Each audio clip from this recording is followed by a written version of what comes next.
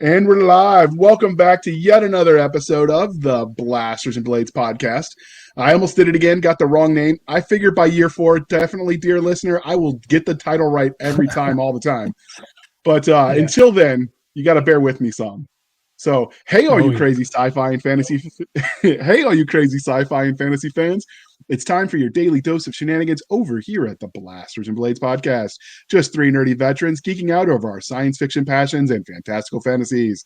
A place where magic is king, the sky is the limit, and space is the place.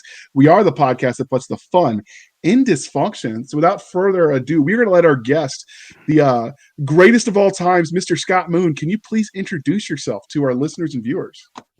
Hey, glad to be here. My name's Scott Moon. I write space opera, military sci-fi primarily, a little bit of everything, but those are the ones I'm having the most traction with. So I've done The Last Reaper is my biggest series. Currently working on a new one to come out called Homeworld Lost.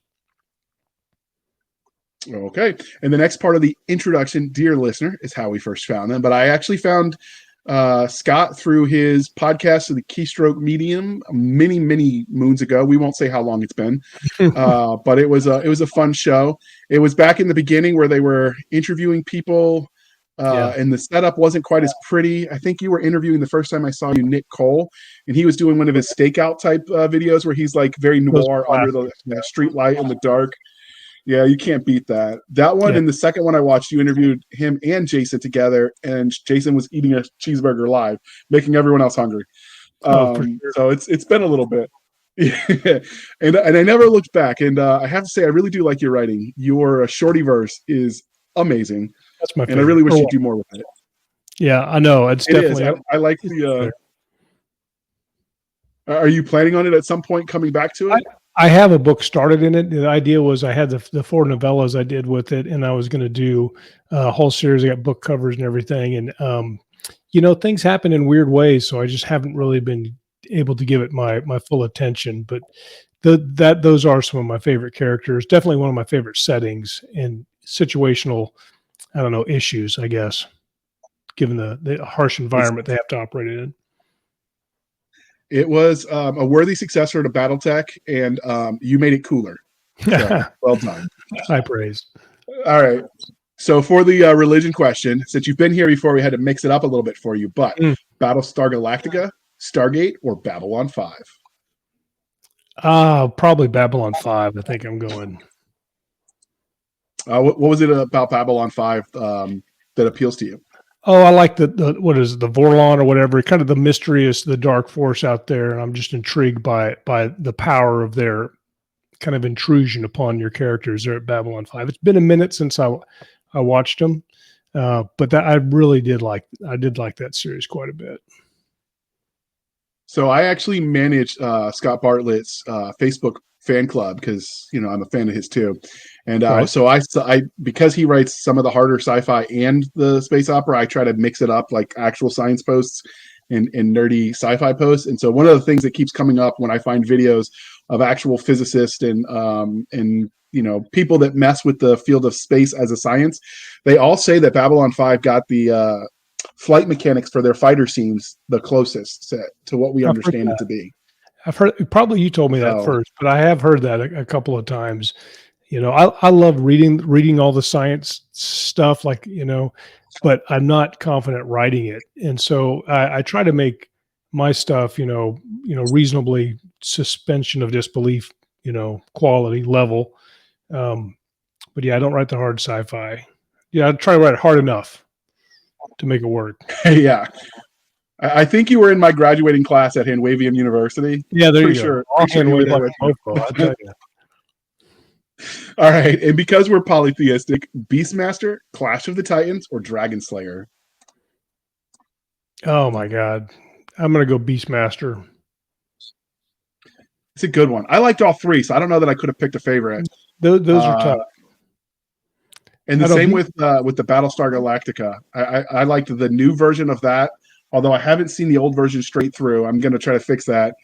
But I like the way they redid Starbuck's character. Yeah. And I'm digging Stargate. I haven't actually seen Babylon 5. That's on my list as well. My problem is that I love watching those movies and series in the Sci-Fi Channel, but I've worked nights for, a quarter of a century and had lots. I was on call out all the time, and so I would start these series, watch like 2 episodes, and then never get to see it again. So a lot of the classics I've only seen in bits and pieces. Like Babylon 5, I've seen a whole bunch of random episodes, but I've probably seen the most of that. But a lot of the other ones I haven't finished. Like I haven't finished any of the Battlestar Galactica, even though I've set out to do it. And plus, I see squirrels and I get distracted and stuff. But most of my time is writing. I don't spend a lot of time watching TV just because limits, I guess. I'm the same way. I like these shows. I started Supernatural recently, and then Titans on HBO, the DC stuff. Mm-hmm. But I have the tendency to get sucked in. So I'm just gonna watch one episode, and 5 hours later, and I just can't do that when you've got kids and words, and you can only do so much. Oh, yeah, the only time. So I love to binge if I can. So the only times I'm able to finish stuff, like it depends if there's been some times when it's been winter when I was still working nights and there's like nothing happened between 4:00 and when I go home, it's around 7. And so I did watch, like the last series I watched all the way through was the Queen's Gambit, and I could not stop it. I was like a hardcore addict to that one. I don't know what it was about it. I did the same thing with the first 3 episodes of Yellowstone, but then I haven't watched the rest of them and a few others. So, it just depends. I'm pretty eclectic. I've heard good things about Yellowstone. It is on my to watch list. Yeah. But that list grows longer every day and my time gets shorter and shorter. It's ridiculous how wow, that sounded dark. I just meant because I'm busy. Yeah. And I'm trying to fit in even more exercising and stuff. It's one of those things, like the more you do, the more you want to do. It's weird. Oh yeah. Well, I retired recently, so I thought I had all this time. So I tried to restart. I got my bass back there in the corner and my guitars, but so I think I have all this time. But what I also have a really bad habit. I'll set my writing goals on a good day. So like a couple of days ago, I wrote 7,000 words, and I was like, I'm going to write at least 5,000 to 7,000 words every day. Well, on any normal day, you're lucky to get 2 or 3. For me. And so that's a very persistent or consistent thing I do is I'll set my goals on same way with working out. I'll have a good workout. And I'm like, I'm going to do 50 sets of this exercise or whatever. And then 2 days into it, you're completely destroyed. And you're like, why am I working out for 2 hours a day? I should probably take a break. Well, congratulations on retiring. Gotham City will never be the same again, but well done. So, because we here at the Blasters and Blades podcast love both the fantastical and the scientific, what was your first love, sci-fi or fantasy? Fantasy. Do you remember what your first? Go ahead. Oh well, I started out so my mom was when I was probably 11 or 12 or so. She was a high school librarian, and she'd been an English teacher before that. And then eventually she went and she was like an assistant principal when I was in high school and whatnot. But she also started the alternative school in our town, and she reduced the dropout rate to almost nothing because she had a way of getting everybody through school, even if it took, some contracts and how to get them through the school in the way that fit for them. And this is Western Kansas, so it's pretty cutting edge. I was really proud of her. But so what that means is I knew everybody, and I especially knew the quirky, weird people. I knew all the troublemakers. I mean, I knew some serious I didn't know at the time, but they were trouble. But she had this policy where she would let people come in the library, no questions asked, as long as they didn't cause any problems. And so a lot of people kind of sheltered there, and there was this kind of weird community. Well, in one of those groups, they all played D&D. And so when I was 12, I was playing D&D, Dungeons and Dragons, Advanced Dungeons and Dragons, with seniors in high school and whatnot. And so I got really into fantasy. I started reading Michael Moorcock, the Stormbringer books, Carl Loden Wagner, and some of those, and the Horse Clan books, Dragons of Pern, all kinds of stuff. Although Dragons of Pern is probably actually sci-fi, and then it just I kind of went all over the place. Yeah, I could go on and on about that, but that's kind of how I got sucked into reading and writing a lot and those types of things. Do you remember what your first engagement in speculative fiction was? I remember last time you mentioned audiobooks with your mom, but you said if I asked you a different day, you might get a different answer. So yeah, we're talking about engagement as in consuming or producing. Consuming, like what was the first memory you have of something speculative fiction? I'm guessing probably some sort of cartoon. Well, I remember. Well, no, I guess I probably had cartoons. We had Saturday morning cartoons with the Justice League when I was a kid. So you had 1 hour, one time a week, and you better be up for it, and you better not be in trouble, so you get grounded from it.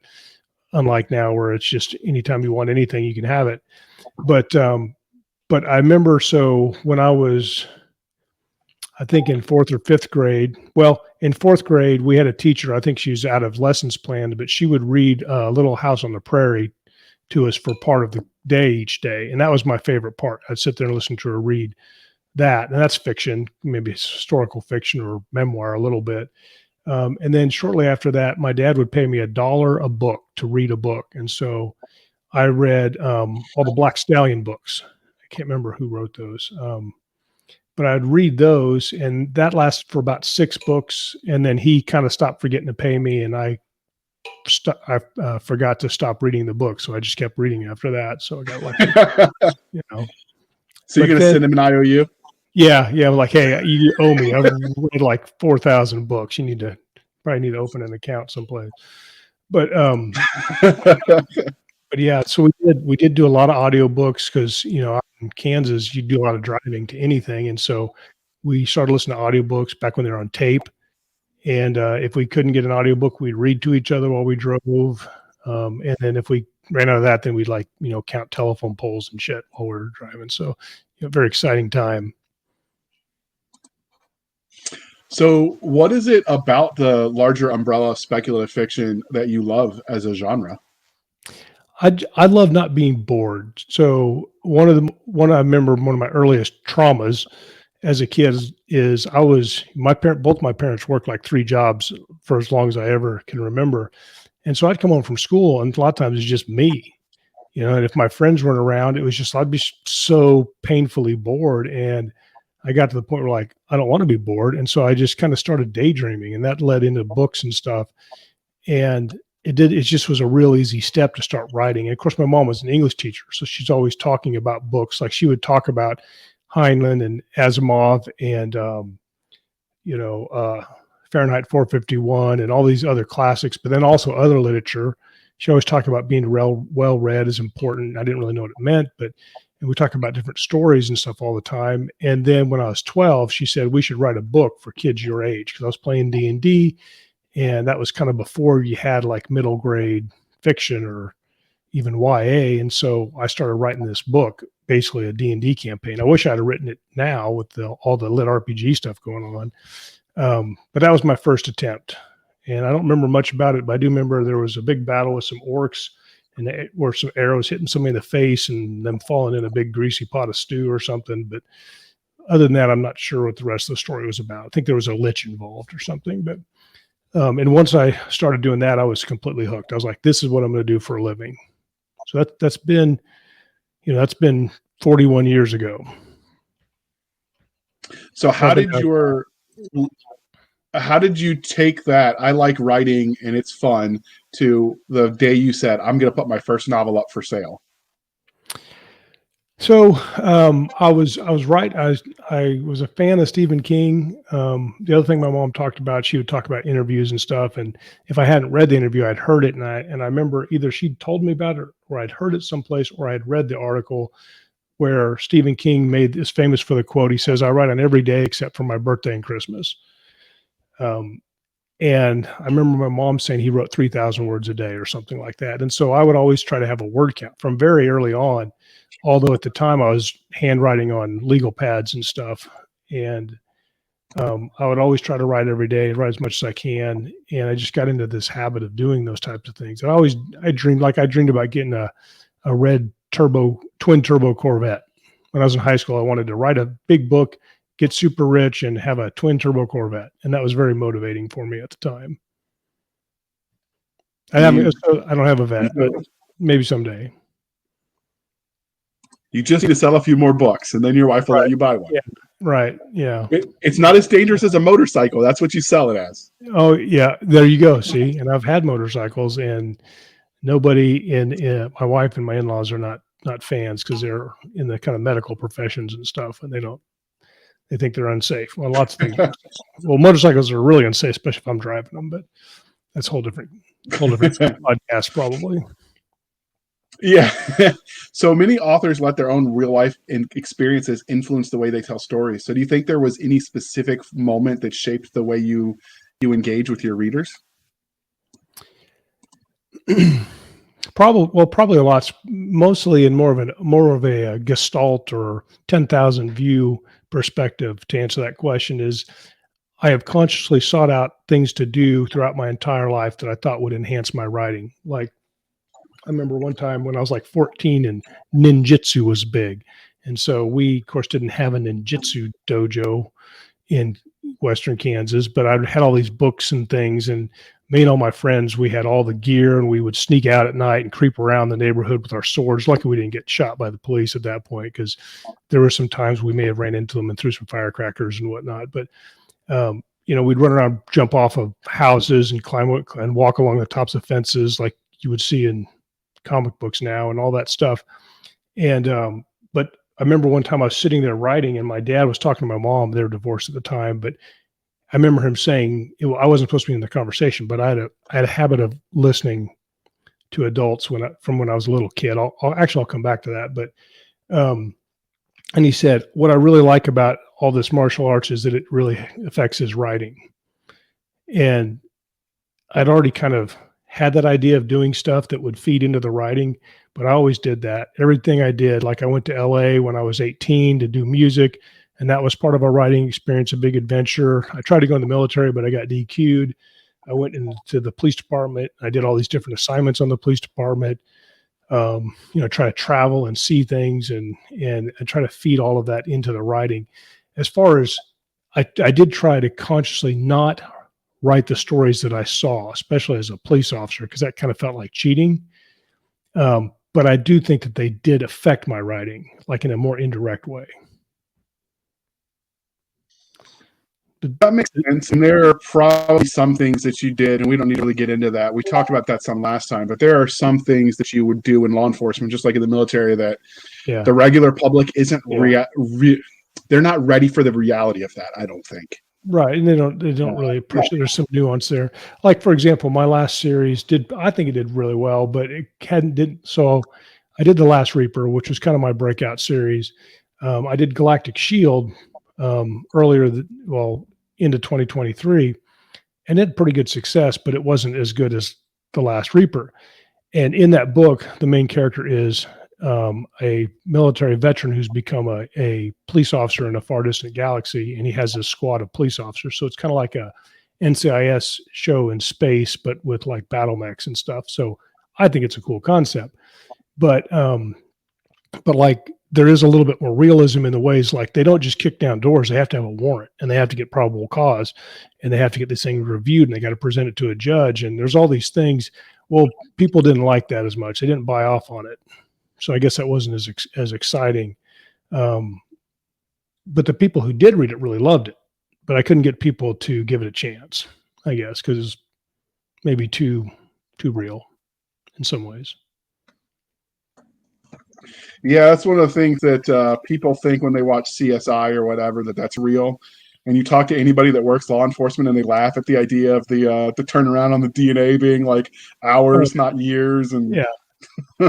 Well, and it's in science fiction, you can do pretty serious hand wavium and stuff.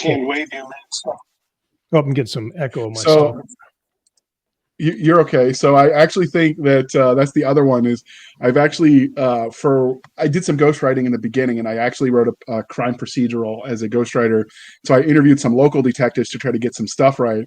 It's amazing what they'll do for some coffee or a beer and pizza when you need information out of them.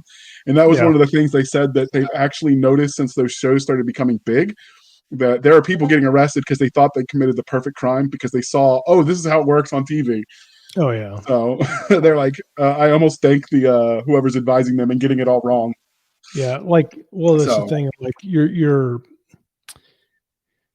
like the serious, like kind of used to be like the serial killers and things like that. I don't think those are as hard to catch now as like the actual random things. The ones that are hard to catch are like gangbangers where nobody will talk to you, including the victims, and the victims could tell you to go to hell. And you're like, you can't, it's hard to get those charged sometimes. But like, what was it up in, I think it was, where was it? We had the guy that stabbed the 4 co-eds in college in the dorm rooms last year.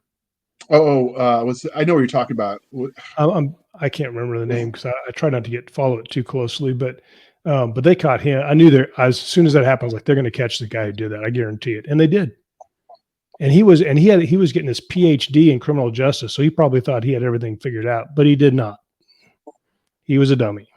So speaking of serving your community, yeah, an evil one.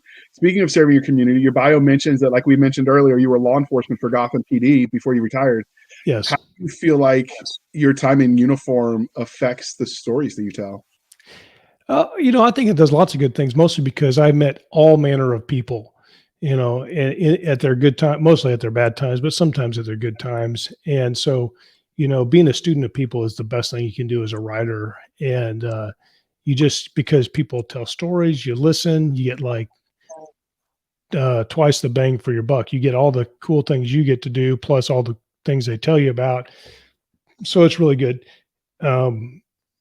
It's easier for me to write darker stuff.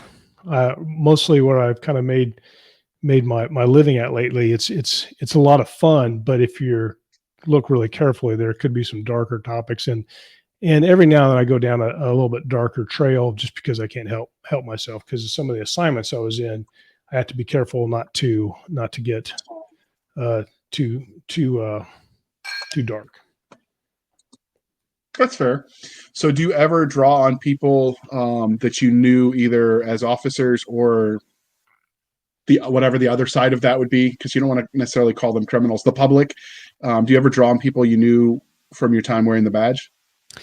Not directly, except for like a very, very few exceptions. And it's usually in a terms of it, like a stolen phrase.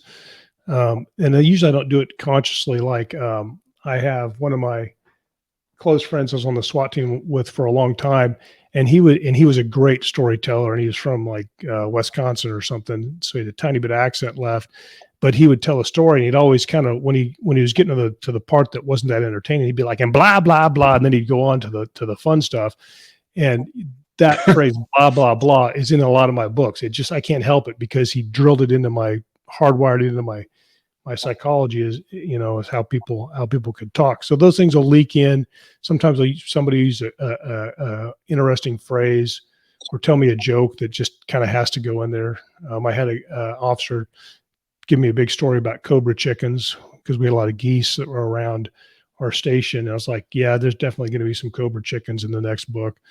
And then I like to use names. So when I was, a lot of times I'll take names of people. Like when I was a lieutenant, I would take people in my squad and I would take their names. Like one of the guys in my Blue Sun Armada, his name is Billiam, because his name was William, but for some reason his mom didn't like him to be called Bill or something. And so one day I come into work and they're like, call him Bill, it's hilarious. And I'm like, why is calling him Bill hilarious? And I couldn't figure it out, but it just made him uncomfortable. And so one day somebody called him Billiam on accident. I'm like, that's one I'm taking. So I have a whole bunch of characters named, but I don't take what they do, because I don't want to accidentally like let my subconscious judgment of somebody show through, or like they think, oh, he thinks I'm stupid, or he holds me at a unrealistically high hero. He worships me or something. I don't want any of that to show through, and I don't want people to think.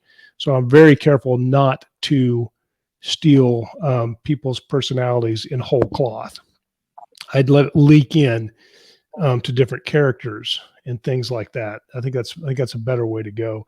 And in fact, I never wrote any police stuff like 10 years, because I didn't want to like people to feel self-conscious that I was stealing their stories, or they're going to say something that's going to end up in a book. So I'm very careful not to do that. the one exception. And so I was trying to finish a deadline on one of my Invasion Day. It's the They Came for Blood, but it's an Alien Invasion series I solo produced. And I needed to get it done because I had put it up for pre-order. And so I called my lieutenant, Christopher Halloran, and I said, I need to take a day off so I can finish this. And he goes, okay, only if you put me in the book. And I said, okay, how do you want to die? And he's like, what? Because he reads, but doesn't read that much sci-fi. And I said, well, I'm going to redshirt you. That's what you want, right? I'll put your name in the book. You'll die gloriously. So how do you want to die? How bloody do you want it to be? And he goes, no, man, I want to kick ass and live. I'm like, well, that's really fucking inconvenient, but I'll do it. And so I made him a character in that series, and I made him because he was a Marine. So I made him like an ex-Marine contractor for a big corporation. And he has a pretty big part to play, but he wonders these aliens, and he just is always getting his ass kicked. He's getting terribly wounded. He's losing body parts, getting them replaced by cybernetics. And so by the end, he's like mostly cyborg. He's got a cyborg girlfriend, but he just kicks a lot of butt and whatnot. And he loves it, and his whole family loves it. So in that case, I still didn't really take his personality and whole cloth. But it was something that was done kind of in honor of a real person, I guess, for lack of a better term. And it was a blast. I really love that one. Okay. So we talked about, well, first off, do you think now that you're retired, you might draw more directly on your police time, or do you think you'll keep the same policy as far as how you refer to people? It's probably to say that mostly the same. And, I write so much that the way I write is, I like to say I constantly improve and change, but, I got some pretty deep grooves in my imaginary road that we're traveling here, because I think Amazon says I've written 46, 48 books now, but it's sad when you're like, I honestly couldn't even tell you how many books that I have published because I just lose track. I write. Yeah, I write a lot. Well, the Amazon counts them funny. That's why I don't give people a hard number, because it counts a novella as a book. Well, to me, that's not a book. Or it counts me being in an anthology as a book, and that's not a book. But it also counts, my 110,000 word book the same as my 80,000 word book. So I kind of estimate, and I'll go through my head. It's a funny thing to do with people who aren't writers when I'll run into them and they find out I'm a writer and they say, well, have you written a book? I said, I've written 45. And after they get done gaping at me, and then they're like, well, how many? And I'm like, well, I can't tell you exactly. Let me count them up. And then I'll go through and I'll be like, okay, The Last Reaper has 15. Terran Strike Marines has 5. They Came for Blood has 4. I'll play that game with them. And they're just staring at me like, you are not a normal person, which is true. Okay. So do you feel like your time in uniform affects the way you engage with content? We talked a little bit about how it affects the way you write and the way you tell stories. Do you think it affects how you engage as a reader, a watcher of this stuff? Yes. Because, so I differentiate a few things, assuming I'm interpreting your question correctly, but as a reader or a consumer, I've seen lots of good, lots of bad. I've been around enough to know that stuff doesn't really make sense. And if you demand that every instance is fair or right or accurate, you're probably going to be hugely disappointed. So for example, if I go to see a Star Wars movie, I just go to see the movie. I love Star Wars. I would like them to stay true to the canon, but I don't go there ready for an emotional outrage that they didn't follow the canon or they did something stupid to one of my favorite characters. I just take that movie as it is and try to enjoy it in the moment, because moments of pure enjoyment and happiness are rare, and you should cherish them. And why sabotage yourself by getting all worked up that writer didn't have the proper credentials to write this, or they put too much social messaging in it. I'm like, the social messaging that's really prevalent now in movies and things like that, I'll take it or leave it. I'm a grown ass person. You can social message me or social shame me or whatever you call it all you want. I'm still going to have my own opinion. So I don't care. Some people get really worked up about it. They're very angry. To me, it takes away some of your quality of life, which is hard enough to find as it is. So I don't get mad about that stuff, or I try not to. Or if I get mad, I try to get unmad really quickly. So that'd be the main thing I take away from it is the ability to kind of drive my own bus. As a police officer, there's always somebody trying to push your buttons, trying to ruin your call, and you have to be able to drive your own bus. You can't let them push your buttons and get a reaction out of you. You got to decide when you're going to be happy, when you're going to be creative. And then I bring a lot of discipline to my writing because I've always had to write and work. And like when I was in the academy, I got up 2 hours early to write for 2 hours before I went to the academy. And I've always done that. When I was working first shift as a sergeant, my shift started at 6:30. So I had to get up at 3, and I got up at 3 every morning, and I write for about 2 hours, get my ass to work. And then if I got a lunch break, I'd write then too. I usually didn't get a lunch break, but if I did, I definitely wrote on it. Okay. Well, I was more thinking like, for instance, if I watch guns in a movie, like I'm definitely, they fire too many bullets, that kind of thing. Like I noticed those details. Or when they get the culture right, like, I'm sorry, there's no way your sergeant is standing there watching a private mouth off to a lieutenant and he doesn't get a little bit of wall-to-wall counseling and a few smacks about the backside of it. Well, maybe not in the modern army. I think things have changed. But when I was in, like, I would have got my butt handed to me. And rightly so. So when I see that on screen, it just kind of... Yeah, I'll laugh that off pretty quickly, but I'll quickly spot it when it's super dumb. But I also know as a writer who's trying to be commercially, I also know that trying to make like a police scene be an actual true to life police scene is probably the quick way to not have any sales, because that's boring and nobody cares about that. But so I'll let it go for the sake of what was the phrase we used when we were talking pre-show? You talked about show is rule of cool. Rule of cool matters if you're writing commercially. Yeah. So sometimes I'll take a cool stuff, but where I find it really interesting is like when you see something that gets it right, at least enough right to make you really excited, like the first season of True Detective, which is extremely not realistic, but it has enough of the stuff in your feels. It has it right. Where you're like, that's badass, or like watching The Shield, or which I never watched. I only watched the first season like last year, and it's like a 20-year-old season now, and all my coworkers are making Shield jokes. I'm like, I'd go along with them, but I had no idea what they're talking about. I didn't have time to watch that. But now I'll watch it, and I'm like, holy shit, I know that guy that's that character, So it's when something's good, you appreciate it more. When something's stupid, you have to laugh it off. All right, fair. So let's transition away from the writing side and talk about things from a fan angle. So have you gotten any cool cosplay? Has anybody cosplayed your characters or sent you cool fan art? I've gotten some fan art mostly through Janie's Facebook group page. When Reaper was really humming, I got quite a bit through that. And that was before people could just bounce it out with an AI art generator. So that was pretty neat. I've got some interesting, I don't know if I've had anybody cosplay, but I have got some really cool fan engagement, both through the internet, but I've also had some real life ones where I ran into somebody unexpected that has read my books and recognized my name. And that was pretty cool. Makes you feel kind of big time, and stuff like that. Yeah, that's exciting stuff. And you get people that are like, we get a super fan. There's really nothing quite as amazing as having a super fan. And you just feel so blessed. I get up every morning and pray for all that I have been blessed with all this stuff, because I really don't know why I'm having this success. I mean, I'm not Stephen King, but I'm doing a lot better than I thought I ever would. So it's cool when people like what you do. I guess that's a short answer. Okay. Have you had anybody ask for your autograph yet? Yeah, sometimes I do.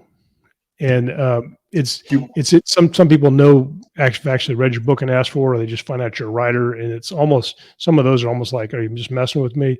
But yeah, I get a lot. I've had some at some conferences, and it's fun. Okay. Do you remember the first time someone asked for your autograph and it wasn't because they were pulling you over for a speeding ticket? Yeah. I can't remember exactly. Like I said, I haven't had a lot, but I think, well, I think it's at 20 books. I might have been at OWFI, which is Oklahoma Writing Conference, but I think it was at 20 books. The first time somebody asked for my autograph. The biggest fan stuff actually I've ever had experiences from the Keystroke Medium show, because we would go to the 20 books in Vegas conference, and I remember meeting Kayleen Williams, and she comes walking up to us. I'm like, she's walking right to us. I didn't recognize her from her screenshot, or from her not emoji, whatever it is, your avatar. But then when she gets like about a stride away, I'm like, that's Kayleen. And then she's like, hi, I'm Kayleen. And then we started talking, and it's like, we're meeting real people. Well, since then we met lots of people from the show, and we had a couple of meetups that were really cool. And we really have some good friends that we would never have known otherwise through that show. So the show is amazing. And that's probably, more fulfilling than getting an autograph, is just having kind of that extended family. Absolutely. So have you ever spotted anybody out in public reading one of your books? No, I have not. But if I do, I'll call you and let you know. We'll do another show. I'll be like, absolutely. And you gotta plan how you're gonna freak out in just the appropriate social context. Like, do you go all giddy and bounce up and down like a schoolgirl, or you be like, "Sup, how you doing?" Yeah. So you get the delivery just right. Yeah. I'll strip naked and run around in circles with my hands in the air. I'm sure that'll get a lot of attention from somebody. It mostly local law enforcement. Yeah. You take what you can get. There's a reason they stopped doing the naked streak around the rugby pitch after you score your first try with a team. Yeah, like that used to be a thing. Yeah, I'm sure. Yeah, not anymore. No, that'll end you up on a list somewhere. Yeah, So, all right, finally. Yeah, not the good ones either. So what is the weirdest or funniest interaction you've had with fans since you started writing? Oh, God, weird or funny? Oh, man, I'm going to sound like I'm not funny. The weirdest, I guess, is, and so you got to kind of stay with me on this one to why it's weird. But so I work out at a gym called Orange Theory Fitness, and one of the coaches said, my dad reads your books. And I said, that's great. And I think we might have had the autograph stuff. And I'm thinking, okay, well, she knows I'm a writer because my wife tells everybody there that I write books. And so she told her dad, and her dad looked me up and he read some of my books. And so that's why we're having this conversation. And that's the premise that I operated on for probably 6 months. But then one day she's like, no, he was reading a book by Scott Moon. And I saw it and I said, I know him. And so then she came and said, do you write books? And I said, yeah, I write these books. And this has been a few years ago. I got the order kind of mixed up, but and so it was one of those, it was weird because I expected it was the normal chain for me is meeting people through the internet. But so this came the other way where somebody recognized that. So it's almost like seeing your own book in the wild. So that's the weirdest. Not that funny, but definitely caught me off guard. And I've never had one close to that in strangeness. You take what you can get. So right. Obviously you've written a metric crap ton of books. One day, if you could just take a couple years off so the rest of us could catch up, that would be great. But can you give us like the Reader's Digest version of like the series that you've written, so that way you can not spend the next hour just listing book names? Yeah, I'll just off the top. I won't pull up my site. I'll go off the top of my head. But as far as the writing every day, maybe I could write and not publish. But I just writing is what I like to do. So I didn't take this up to make money. I took it up because I like to write and was hoping to make money so that I could do more of it. But so let's see. So I have the Chronicles of Ken Rowland trilogy. I have the SMC Marauders trilogy. I have the Dragon Badge trilogy, which is my only urban fantasy. It's my first thing that I did. I have the Terran Strike Marines with Richard Fox, which is based on the Embers War series and in one of his follow-on spinoffs that we did together. I have Dark Landing with Craig Martell, which is 12 books, 12 novellas, which I really highly recommend. They don't sell a lot now, but people really like them. So the Dark Landing is great. I did The Last Reapers, which is a 15-book series with Jeff Chaney. I did Orphan Wars, which we have 3 books out for that. I did Galactic Shield, which is a 4-book series with Jeff Chaney. I have They Came for Blood, which is a 4-book alien invasion series involving a trucker who used to be a what do you call it? What's like a Fast and Furious racer, a street racer, but he went to prison. It's a long story, but it's good. And I have The Blue Sun Armada, which is kind of about cyborgs that don't know they're cyborgs that were sent out to explore the galaxy. And that's a 4-book series that I'm kind of wrapping up here early in May. And then, of course, we have a bunch of short stories here and there. I have some in your anthologies also. And then the Homeworld Lost, which is the newest thing, going to come out May 7th, first book in that series. So I've been busy. Well, obviously, so if you were interested in the Dark Landing stuff that he mentioned, he actually plotted that stuff out as part of one of his Keystroke Medium podcasts. So if you dig up the links in the show notes where we mentioned the KSM, you can actually watch in real time some of his writing processes and how he thought about it. And he did it in front of a live audience, which is brave.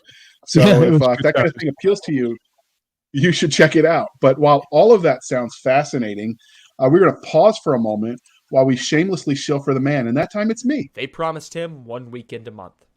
The House of Reason swore the Ninth would never leave their gentle homeworld. But after Kublar, things changed for Sergeant Fetch and the Caledonian Reserve Legion Corps. Thrown into a meat grinder conflict in a desperate bid to hold the line, it doesn't matter whether you're reserve or active, only that you kill and survive. A searing tale of combat and honor at any price from a wounded veteran of the war in Iraq who fought to keep the MSRs open from Mosul to Tikrit.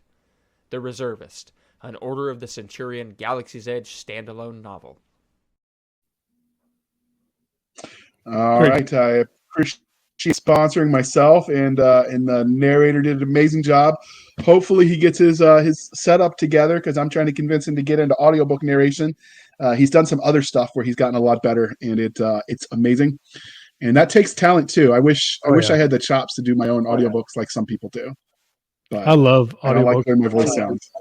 Really appreciate a good narrator. They are truly amazing people, and I'm glad we have them. I'm kind of always jealous of some of the triple threats who will like narrate their own audiobooks, and it actually sound good. That is not me. I hear my own when I have to edit these podcasts, and I cringe. And I'm like, no. I don't like the sound of my own voice at all. That seems to be a common refrain from people that do the podcasting. But we appreciate you sticking with us through that commercial interlude. But let's dive into the book that brought us here. So we're going to talk about Homeworld Lost. So what was the premise for this universe? How did you come up with the idea? Psychedelics? Did you play with the Ouija board? Did Cheney get you drunk? Like, what's the story here? I wish that maybe I can like retroactively get drunk for it. It'd be like you can buy drinks or something. So after a while, kind of whenever we're working together, a lot of times we'll start getting an idea on the next series, like 6 months, a year in advance, and he'll say, start coming up with ideas. And so I work generally in 30-minute sprints and take a 5 or 15-minute break between them. And so I dedicated one sprint every morning for 30 minutes to just come up with new ideas. And I did them in a Scrivener document. I made each one kind of like its own little section or chapter. And I would just kind of flesh out. And I came up with, 5 or 10 different ones I thought were good. And I sent them to him. He liked some. We kicked them back and forth. But then he got hooked on this idea of that became Homeworld Lost. Him and some of his close associates were working on some brainstorming and a lot of art and concept art and things like that. And he goes, here's what I think we should do. And so he gave me this outline, like not a full outline, but kind of like more like a detailed synopsis of each of the characters, and then a paragraph or two on kind of where the story should go. And then we started working on it from there. But he came up with the basic premise, and then I riff on it, because when I start writing, everything mutates. So it kind of went, it expanded, I like to say. It expanded nicely. So I remember some of those boring meetings we had to sit through where we came up with a perfect name. They call that synergy, right? Like you just work together. Yeah, there you go. I'm sure there are more buzzwords that I'm forgetting, but it sounds more corporate and cool that way. Yeah, there you go. So before we get started about the book itself, we do have families that listen to this podcast together. And so they're always wanting to know, if the book is appropriate for their young ones. So what would you say the age range for this story, like for your target audience, the youngest you would say is probably appropriate? I'd probably give it a PG-13-ish kind of feel. I mean, it's not, I mean, there's violence, but it's not like, I guarantee it's not any more violence than kids are seeing every day in video games or YouTube or anything else that they're watching. You know, it's the violence would be comparable to an MCU type of thing, maybe a little grittier than that, obviously, but, you know, I don't kill the dog. I'm not an old yeller person. And there is a small amount of profanity here and there. I usually don't use it for this audience for these books, but sometimes you're dealing with a military veteran test pilot. Something's going to slip out. I've replaced it by either just not using it at all, which I found as a writer actually is almost always more effective than you realize. Just leave it out because if you're writing the scene right, the profanity comes across without saying it. You know, the surprise and anger and all that stuff. But I do have some interesting byplay where there's alien swear words, which are less offensive. I don't like making up swear words like people use because it sounds really false. But like one of my main characters is a Titan battle lord. He's basically kind of like a big demon type character, a little bit like a Hellboy, or in a way, like, but then with some other things, like a symbiotic battle tale and some stuff. But his race, Zyzo, is a swear word, and you don't really know how bad it is, but they say it like it's a swear word, and then there's some interesting byplays on that. So, I mean, I would say probably PG-13 would be around there. There's going to be a few swear words you might not want your kids. My kids have heard the swear words, so it's not going to bother them, but other people's kids may not want to have them. And I'm talking like maybe 20 in the whole book. Okay. Now that's the fun part. We're going to take a moment. We're going to look at that sexy book cover that you got. And I'm going to throw that up on the screen. So what's the story of this artwork? Because I could see this being like a movie poster, just cool art that I'd throw on my wall because I like sci-fi art. I know for a fact it's not AI generated because I know how Cheney's business runs because we've talked about that kind of stuff, him and I. But what's the story of coming up with this piece of art, and what was your role in the designing the concepts? Every series, every book that I do, he has basically a worksheet, and it goes through a bunch of these questions about what type. A lot of them are kind of non-intuitive, but it'll be like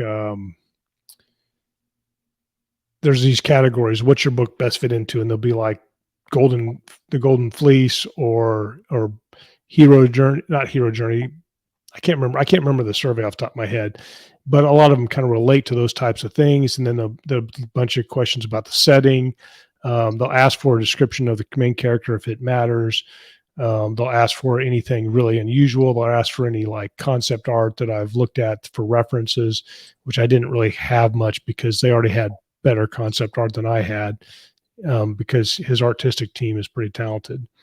But like one of the descriptions was the character, and my main character in this series is, you know, he's athletic and strong, but not like overly muscled. So basically like a good soldier, I imagine would be, you know, you're probably somewhere 5'10" to 6'1" ish. Not super tall, not super short. He's muscular, but he's not going to be out there being the strongest man. So so you can see the build of this guy is just kind of like your average guy in his prime, you know. And then he's got some upgraded armor and stuff, because part of the book is he becomes basically bonded with this living starship, and he has a lot of his genetic or cellular material replaced by material from a living starship. So he's so he's kind of like a cyborg that's like a bio cyborg, I guess. But one of the things that the ship does, it makes him kind of this an EVA suit or battle armor, kind of a cross. Can't really make battle armor because the ship's not allowed to fight. And so in this picture, you can see your main character there kind of looking like a badass wearing this armor. And this is over, you know, of course, one of the worlds. There's always some world you got to go to and get something that that is not going to be easy to get. You know, things happen. So So that's kind of where that comes from. And I didn't tell him all of that. He came that. So these things kind of come together from all the kind of weird, vague questions that I answer. But that's kind of where I came with that. Nice. And we're gonna before we dive into the main story, we're going to show you the Homeworld Lost Kagan's Crew. I believe is how you said it. I say Kagan's Crew. Okay, that is on. I will link to it in the show notes. It is on the publisher's website. It's a short story that was narrated by the same narrator, Neil Thorne, who does the regular audiobooks, and it's available for free right now. And it will be at the time of this episode launching when the show comes live. So if you want the prequel and it's free, you can go on over, sign up for the newsletter. And I will say some of the stuff you get for newsletter signups have been kind of danky, but you can't beat a free audiobook. That's an hour probably of your time. It's about, what'd you say, 10,000 words ish? Yeah. Well, yeah, no, it took me a lot longer than that. I think it took me about a week. But this book, I really love this short story, by the way. And I meant yeah. Oh yeah. Oh, to listen to the time it would take the listener to listen to it. Yeah. I think it's about an hour, but I mean, this thing went through the full editorial process, which has multiple editors and beta readers, obviously the artistic team for the cover and the narrator. So it's a great little story, and I would encourage people to check it out. I mean, it is free. I like it. And I'm very proud of it.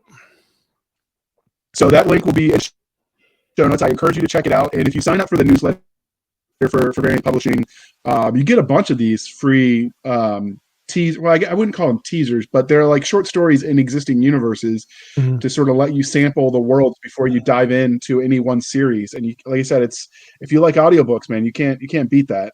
So it's worth your time. Links will be in the show notes. I think it's a great deal. Let's move on to Homeworld Lost. Okay. Go ahead. You were saying? I'm sorry. We started talking at the same time. I think those short stories are great because, you're going to know, you should know if you're going to even like this series. And a lot of people now don't want to get into a series that they're not going to like or it's not going to be finished. But, we kind of give you both. Here's the quality and we'll finish it. So, and pretty quickly generally. I will say that's what I like about Chaney. Even on book series that don't sell, he at least does the one more book to wrap up the plot lines. So that way you get some sort of conclusion if you found it. And you're one of the, the ones that liked it, but, because not all books are going to hit with readers, but there's still going to be some that like it. And so he at least will give the ending to those readers even when they don't sell. Because I've talked to authors he worked with who they did one more book when it didn't sell just because they wanted to give a conclusion. Yep. We definitely, which I think is commendable. Yeah. So let's move on to the book itself. So Homeworld Lost, what would your 30-second elevator pitch be? Okay. Basically, Homeworld Lost is a story of a kind of a mouthy, snarky test pilot who is the second choice. So he's a backup test pilot because the first one got killed when they tried to test the first warp bubble for United Earth. He, of course, takes his launch. It goes horribly wrong. He winds up in a distant galaxy, like really distant, and is saved by a living starship that bonds with him both physically and psychologically. And then they got to go on the run and basically stay alive and also keep a dark threat from returning the way he came back to Earth to wipe it out. That's not what you're going to ever make it home or do. What? In the end, obviously, there's going to be a twisting path because series are what series are. Do you plan on letting him return to Earth at some point? Well, he's going to go there. We just have to decide how much it's going to be, because there's a distinct possibility it's impossible to get there. But the threat, it's called Homeworld Lost for a couple of reasons. One, he's lost his homeworld because he probably can't return without some sort of extreme effort and sacrifice. But it's also Homeworld Lost because there is a threat that somebody could use some of this technology that he brought to go back and wipe out everything he cared about. So there's always danger. Okay. So obviously you mentioned that this was going to be a series. So what do you think that makes this series special? Well, I think that makes it special is the fact that, because there's actually, when we first were discussing the idea of getting rescued by a living starship. That's actually been done probably a dozen different times or more that I could find throughout the course of science fiction. But what makes it different is he and the ship are kind of becoming one creature in ways. And of course I do it my own way, which is, squirrel. But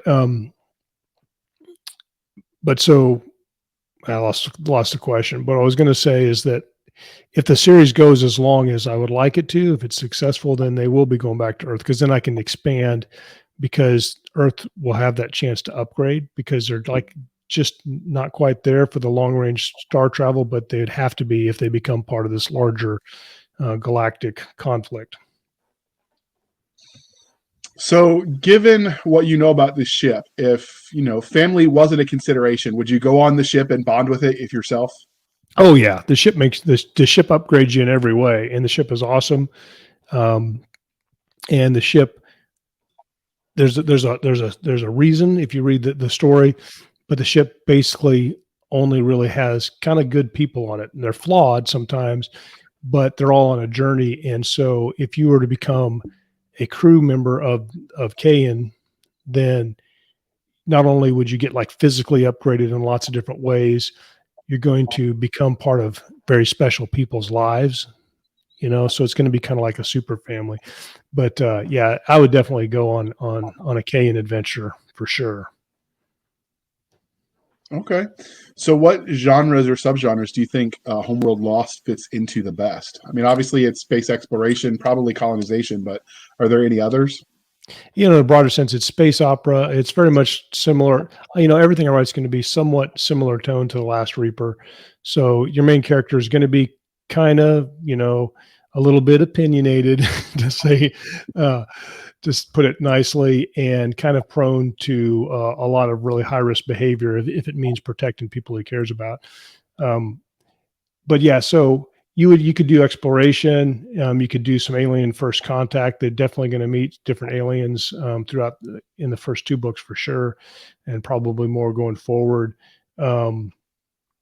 You could do a little bit of cyberpunk, because it's not really, I mean, it kind of is, because he's part of a ship, but the ship's alive. So is that make him a cyborg or something else? It's something a little bit different than what other cyborg things I've done. So probably in one of those categories. The most notable living ship example I can think of was the Wraith heist ship in Stargate Atlantis, but this sounds decidedly less evil. So yeah, and I haven't that. watched that one with the Stargate Atlantis. I probably should put that on my list. But yeah, there's a couple different ones. Depends on how you look at it, but it's actually it's not an overdone trope in sci-fi, but I think that I had a really good time exploring it. So I'm hoping other people enjoy the story. Most of the time it's either a living but not sentient, or it's sentient but it's like AI driven. I don't think I've seen anywhere it's both living and sentient as a ship, which is a unique twist in and of itself. Well, and the thing is depending on how far the series goes, and depending on where my twisted imagination dives off to, is that if you have the ship replacing parts of you with itself, at what point are you not the same entity? And so things can get really interesting, in later books. Because what if you became a living starship? At what point in time, like, what's the origin story of the ship itself? Do you dive into that? We do touch on that a little bit. That's going to be a little bit veiled in mystery, but there's some reasons, because one of the key things about about Kayan is that those living starships cannot have weapons. And if you listen to the story, you'll find out pretty quickly that they're also known for, if you travel on a Kayan, then it heals you to a certain extent. And so a lot of people will take these ships because at a time they were the only things that could travel faster than light or go long distances until other technologies caught up. So they were sought after for that, but they're also very sought after for because they kind of heal what ails you, because they're kind of like a really benevolent type of hospital ship type thing. But they came in their origin story. Not all the ships were this, because that only makes sense. You got warriors and not warriors. So there's some darkness in the past that might, spoiler alert, pop out to cause a lot of problems in the sense of maybe a living warship. So, all right, I can dig it. So, what tropes did you think that you leaned into when you were writing Homeworld Lost? Oh, well, I always lean into the squad level dynamics. So I like a small squad. So from a tactical perspective, when they're like, say clearing rooms or exploring a, ancient citadel or something, it's going to be on a squad level. I like that interaction in the byplays. So, and your tropes are going to be a lot of that, a lot of exploring a strange alien planet, encountering hostile types of creatures. Um, your exploration, your new civilizations, the confusion that happens when intelligent species meet up, because there's always some misunderstandings, those types of things. So you're describing clash of cultures, and just because I've read enough of your books, you also, like me, tend to dive into the everyman concept, because you don't tend to write super secret special squirrel. Even when they're in those positions, they were just sort of your average Joe. It could be you, I think, is what you write. And I think I like to write, I think I like to write kind of the guardian archetype. But I think I like to write stories where at least some of the characters in there, they're kind of like the person most guys or even gals want to be, where you could, leap tall buildings in a single bound and save the day. I like my heroes to be heroic, and I like my villains to be villainous. I do kind of tend towards kind of the benefit of the doubt thing, where a lot of times you're confronted with a villain, you're like, I could be the villain. My main characters will think that, or if a few things change, maybe that arch villain could be the good guy. But you have to see, because they make what's the saying? You play stupid games, you win stupid prizes. It's kind of one of those things as far as the fate of each character. So let's talk about the characters. So what can you tell us about your main character? What makes him special in the crowded field of science fiction? The main character, one, he's got an amazing sense of humor, but he is so. If you go into your everyman thing, so the main character's name is Noah Gantz, and he has, of course, a what do you call it? A legacy. His grandfather and father were all amazing. His grandfather was a war hero. He went off to college and to do those things, and of course flunked out because he was, doing fun stuff, and wound up enlisting. So kind of matured. He became he was in the Air Force, so he was security forces. So he got a little bit of tactical experience, but he really wanted to be a pilot because his grandfather was a pilot. So eventually he gets his act cleaned up, goes to OCS, and eventually becomes a pilot. So that way I get a character that got some ground fighting on the ground skills and ground fighting, because I like to ground fight, and but then also the pilot mentality. So you kind of get both of those characters. He's terribly loyal to his family and to his friends. He misses home, wants to protect it. He's willing to make those sacrifices. He knows that he's probably going to fail, but he's going to try anyway. So it's your main character, kind of in a short summary. Okay. Were there any secondary characters that were especially memorable to you? I always love my secondary characters. Sometimes I love my secondary characters more. I really like Wazim. He's the battle lord. He's really fun, mostly because he's just fearsome. But he was interesting to develop, because one of the things I learned as a writer is having a big cast is hard to write, and people don't like being confused by 50 characters. And so I had to find ways to limit the interaction. So when the story starts out, it's mostly the main character in the ship, maybe one other person like Montow, who's a ship engineer, captain type character. But so he keeps running into Wazim, but Wazim won't even talk to him. He just grunts at him. And so it's a really fun to develop that relationship until eventually they're hanging trash on each other, but they don't start that way at all. I have a character who's literally marked as a mischief maker among her people. So she's obviously a hoot. I got your natural spy. And she's, smart and capable and kind of like a female Born Identity type character. That is also amazing. And then I have Scratch, which is I describe him as being a lynx golden retriever type character, but also with a deadly spiked tail. So we'll see what happens as he grows to adult maturity. Okay. There's others, but what about the yeah, no, that's okay. So what about the ship? Is there anything you could tell us about that? Because I'm guessing that's a secondary character, but we don't want spoilers. Oh yeah. So the ship is very interesting. The ship is alive. It's very large. The ship can grow things, like, for example, if it thinks you need some sort of armor or suit, it can design and grow that for you.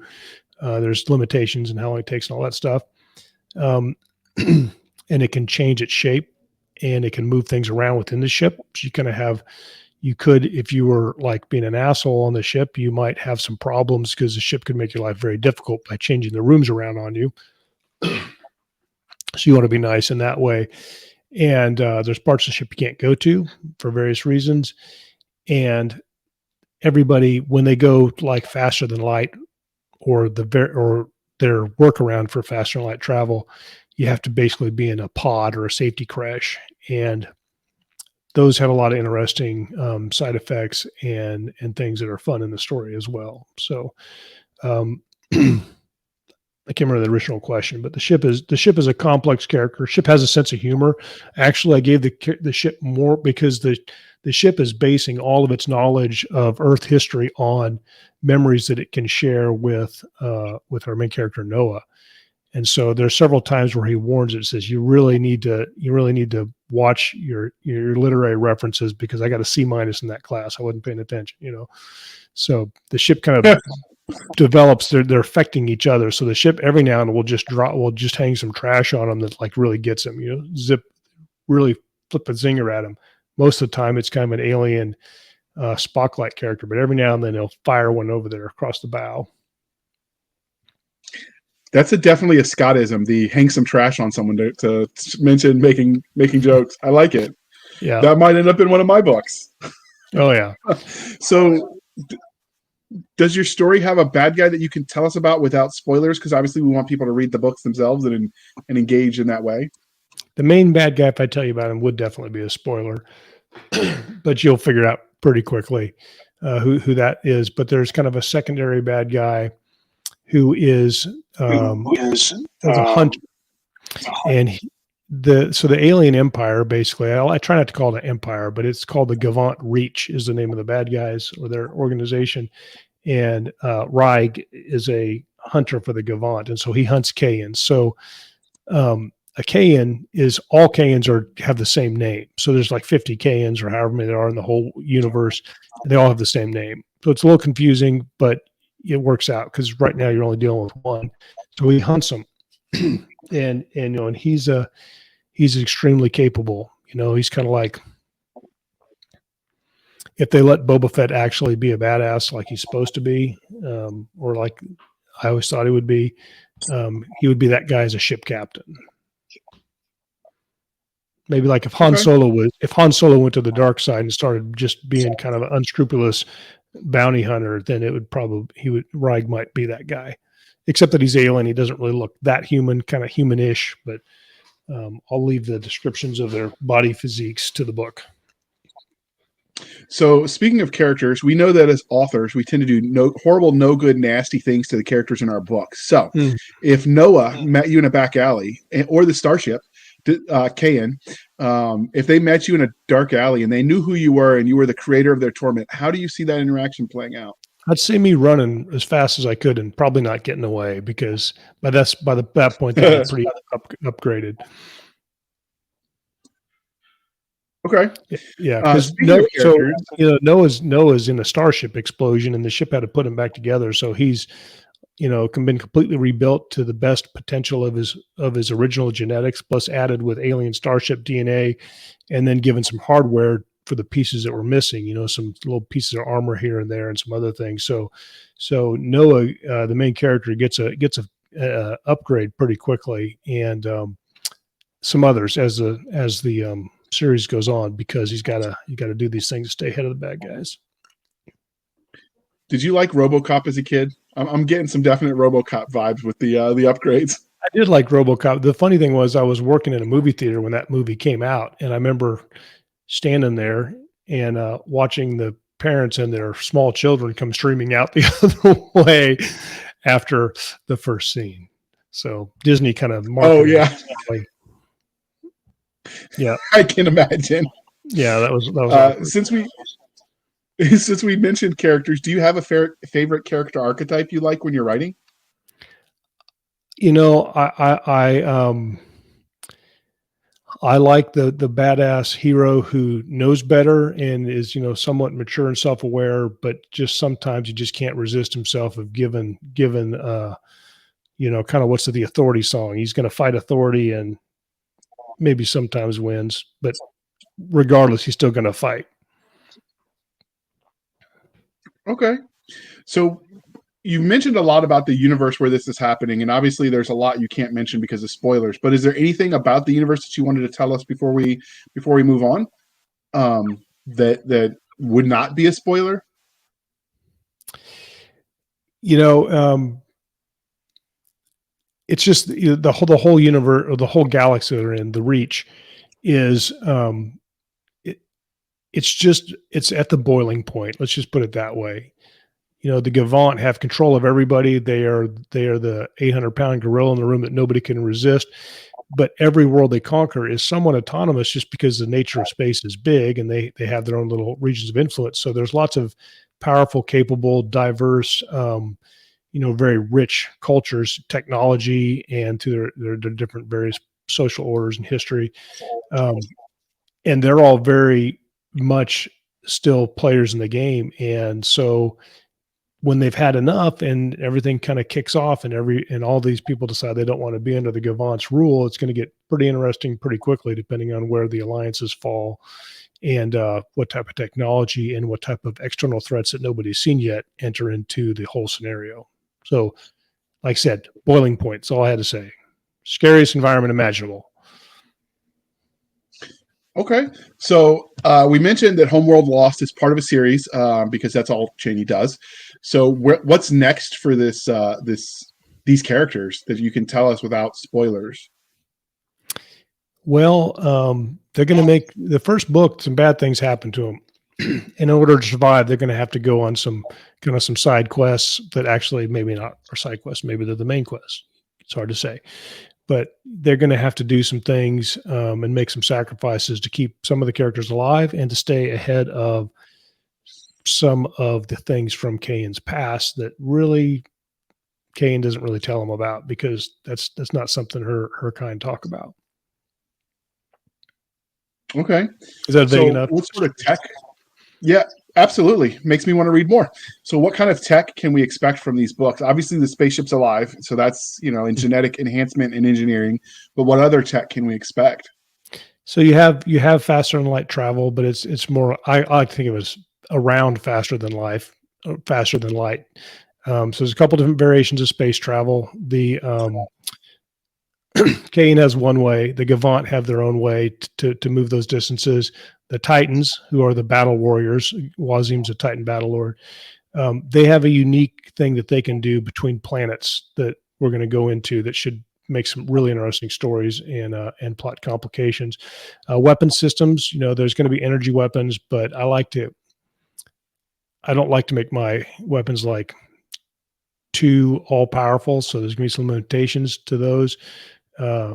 There might be some simpler weapons. I like having some swords and melee weapons because sometimes on a ship you don't want to be blasting holes and everything. You got to fight close up, and because of some honor traditions for some of the different races, so they'll have various weapons there. Lots of types of armor. There'll be going to be some mech or mech-like armor with different things. There'll be some small ship action, but I don't know how much space battling we're going to do because that's kind of a fool's errand. I think we can agree in sci-fi, but you know, it's also fun. So the rule of cool could come in there. And there's definitely going to be some technology, some ancient civilization stuff that's popping up, which, you know, when you think you got everything figured out as the character, somebody's got to throw a big monkey wrench in your plans and going to institute some of these things. So of all the tech that you've put in this universe so far, what would you want for your daily use? Oh, I think having a living starship that would like heal me every time I jump the wrong way and bang myself up would be great. For example, Kayan makes him this suit of armor that he can wear. Basically, it's originally designed for just doing EVA stuff, but he uses it in lots of scenarios. But it's, it makes him 7.5 feet tall. And if he wants to be taller, he can be a little bit taller. He learns pretty quickly that's not a good way to fight because he gets too tall for his body mechanics. But yeah, so maybe some Kayan battle armor, or since they can't make technically battle armor, just some Kayan armor would be fantastic. I'd take some of that. And how would you abuse that? Because let's face it, if we had a lightsaber, we'd be poking our eyes out. Oh, I'll be jumping off of things, running through things, because you can scuba dive, you can go into space, you can, put your fist through a stone wall. Maybe, I don't know. I haven't done that yet in the story, but maybe we'll try that out and see if anybody breaks their hand. Just basically, all the, and when you're like 14 and you think you can jump and run off of anything, and you do stuff that, you ride a 4-wheeler and stand on the seat instead of like on the foot pegs, stuff like that. That'd be the way to use that. I'm just saying there's a reason girls live longer than boys. There is. Yeah. I'm really surprised I'm still alive. It's just, if we're being honest. Yeah, I've been writing up some of my experiences in Iraq into stories that'll never be published, but that are there for the kids as they, when I'm long dead. And I read some of what I've written about what I did, and I'm like, how the hell did I not die? And I imagine since you did it every day as a SWAT officer for a long time, you probably have even more stories like, that could have gone belly up a lot of different ways. My most dangerous stuff happened before I was ever even old enough to enlist or get a job. I mean, like I rolled a car into a rim when I was 16. The list goes really on. I really believe in guardian angels because that's really the only possible explanation for why I'm even still here. So before we start wrapping this stuff up, I do have an important question for you. The starship. So you mentioned that it's alive. Mm-hmm. Living things have growth cycles. So can the ship grow as it adds more room and alters itself? The ship can grow. It's funny you mentioned that. The ship can grow, and because this ship's is young, so it's like 400 years old. So it's a young ship, but they can get significantly bigger and do different things. And then they can also transport, this is a little bit of a spoiler, but I'll give it to you. So they can also transport kind of the terrestrial versions of the living starship. And those have some potential for some different stories. So how do you, obviously, if you get too deep in logistics, it's boring, but, you have to pay nod to the idea that, to be alive, you have to eat. So how do you handle things like consumables and whatnot on your ship? That's a big part of the plot because Kane has to feed, and there's a certain region of each star system where it's most likely to find what she needs to make that happen. What about for the inhabitants of the starship? Well, they try to resupply. They try to resupply whenever they come to port, so they can have stuff that But Kane can also synthesize a lot of stuff that's passes for things. One of the things that the main character does a lot is he starts cooking everybody breakfast, and he starts this kind of breakfast ritual, which none of them understand at first, but eventually they become really attached to it. And because they're not really used to that type of camaraderie or family. But he's just trying to do how he was raised, once ready to get together around the table and have some fun. Yeah, but he gets raw materials that are egg-like. He doesn't really ask where they come from, but that stuff can be synthesized, and then you can do what you need to do with it. Have you seen the movie Demolition Man, where he's eating the steak and they're like, "Do you see any cows around here?" And then the rat scurries by. I picture that in some of these sci-fis. Like, you just don't ask questions about where the meat comes from. Yeah, I love that movie so much. Oh, it's so good. So you mentioned that you have alien creatures in this book. So, you can answer specifically for Homeworld Lost, or you can answer more broadly, but how do you go about creating these creatures? Do you let your nightmares inspire you? Do you let Mother Nature? Do you make it up completely? Do you pull from myth and lore? Like, what's your process of creating these aliens? And it's weird because my creative process is mostly momentum, and it's a consistent habit of daydreaming. So it's really not hard for me to come up with these creatures and stuff. You think about all the input we've had into our brains, all the hundreds of movies we've watched, books we've read, our own original imaginations. It's all in this big slurry. And so I'll come up with something and then I'll start going along. And what happens a lot of times is I'll make up an alien, but I realize it's kind of a top of the head alien. I'm like, this could be a lot more original. And so I'll go back. I'm like, okay, so like one of the characters is called a Gleam, and her name's Lena because I like that name. And I was trying not to make the names too hard to say.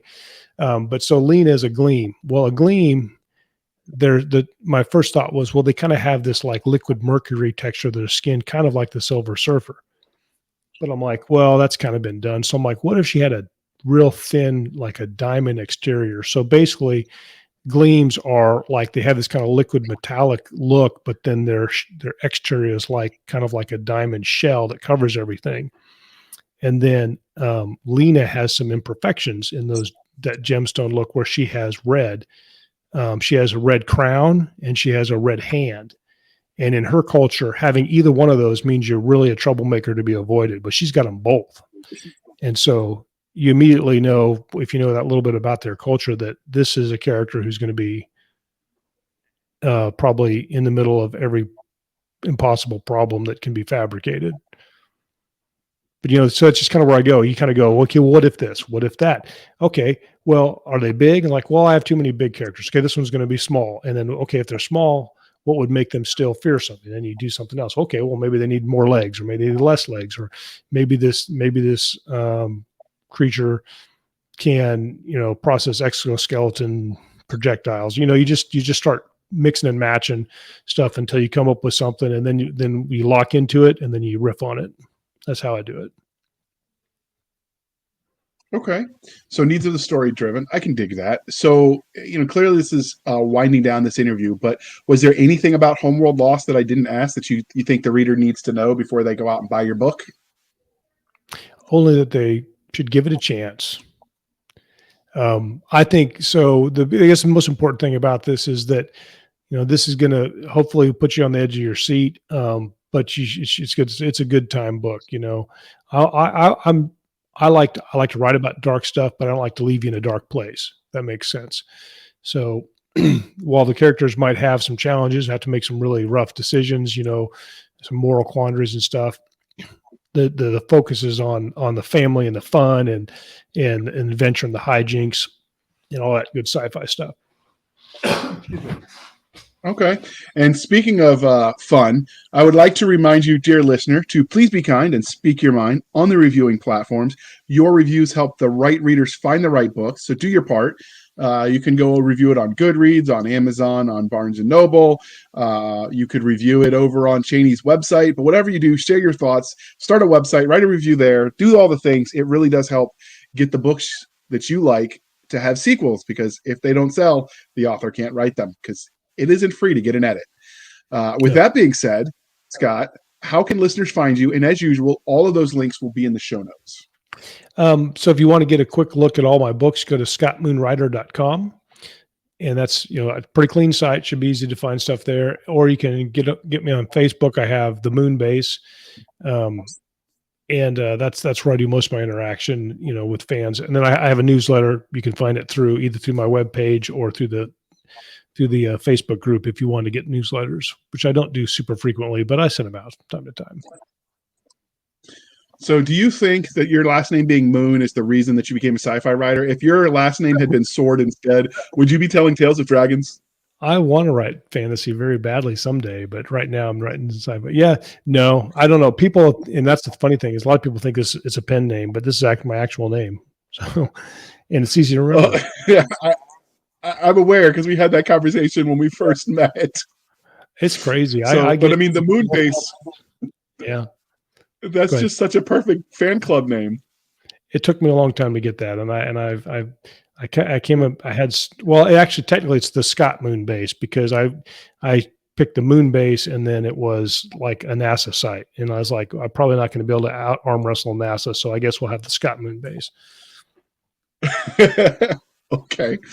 You can find us, a dear listener, over on Twitter at twitter.com/SF_fantasy_show, Sierra Foxtrot _fantasy_show. You can email us at blastersandbladespodcast@gmail.com. Again, blastersandbladespodcast@gmail.com. We do answer those emails, people. We have a Facebook group where all the shenanigans happen at facebook.com/groups/Blasters and Blades podcast. Again, /groups/Blasters and Blades podcast. We are still working on a dedicated URL for our Facebook page, but it's out there. So type in Blasters and Blades Facebook page in the little search bar on Facebook, and you will find us, I promise. We have a website over at anchor.fm/blasters and blades. Again, anchor.fm/blasters blades, where for as little as 99 cents a month, you can help keep the lights on. And we really do appreciate that support. Or you can support the show more directly at buymeacoffee.com/author J.R. Handley. Again, buymeacoffee.com/author J.R. Handley. And be sure to put in the comment section for the podcast. And I promise I will keep my co-hosts, Nick Garber and Doc Cisca, duly caffeinated. They will drink until their liver explodes. We really appreciate you coming by, Scott. This was a lot of fun, and we'll have to do it again. And next time we'll drag Cheney on too. I mean, yeah, sure, sail the world, and see the seven seas is more important than our little show. Right. But yeah, what are you gonna do? So thank you for spending some of your precious time with us. For the absentee Nick Garber and Doc Cisca, I am J.R. Handley, and this was the Blasters and Blades podcast. We'll be back next week at the same time, where we'll indulge our love of nerd culture, cheesy jokes, and all things that go boom. It's a wrap.